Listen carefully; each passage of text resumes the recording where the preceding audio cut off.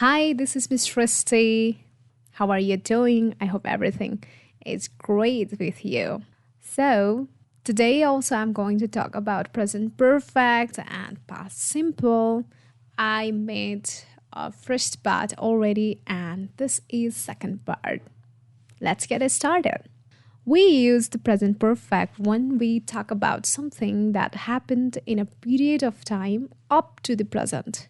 We use the past simple to talk about something that happened at a particular finished time in the past. Compare, science has made many major advances this century, and scientists made some fundamental discoveries in the 18th century.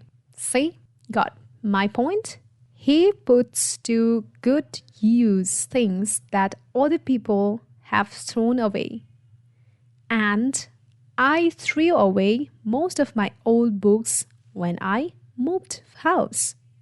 When we report that someone has recently invented, produced, discovered, or written something, we use the present perfect. When we talk about something that was invented, etc. In the more distant past, we use the past simple. Compare, scientists have discovered that all over the world, millions of frogs and toads are dying. It is often said that Hernan Cortes discovered Mexico in 1519. Two school children have invented a device for moving large objects of flights of stairs. Chinese craftsmen invented both paper and printing. Sometimes it makes very little difference to the main sense of the sentence if we think of something happening in the period of time up to the present or at a particular finished time in the past. Example, the research is now complete and the experiment was or has been a success. Does it concern you that you felt or have felt the test? I'm sure I have read somewhere that he died in a plane crash. Okay, we can use either the present perfect or the past simple to talk about repeated actions or events. If we use the present perfect, we often suggest that the action or event might happen again.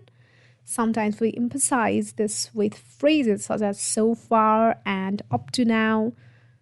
If we use the past simple, it suggests that it is finished and won't happen again. Compare, Tim Shen has made 13 films and I think her latest is the best. And Tim Shen made 13 films before he was tragically killed in a car accident. Lee has represented his country on many occasions and hopes to go on to compete in the next Olympics. And Lee represented his country on many occasions but was forced to retire after an injury. Quite complicated, right? Try to listen again and again. This is audio and this will be helpful to improve your grammar. I'm doing the same thing. We can use both the present perfect and the past simple to talk about states. We use the present perfect to talk about a state that existed in the past and still exists now. And we use the past simple if the state no longer exists. Compare, I have known him most of my working life. I'm still working and I knew him when we were both working in Rome.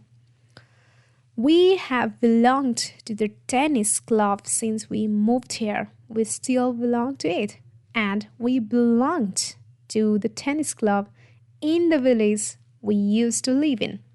Last point, In news reports, you will often read or hear events introduced with the present perfect, and then the past simple is used to give the details. The film star Jim Cooper has died of cancer.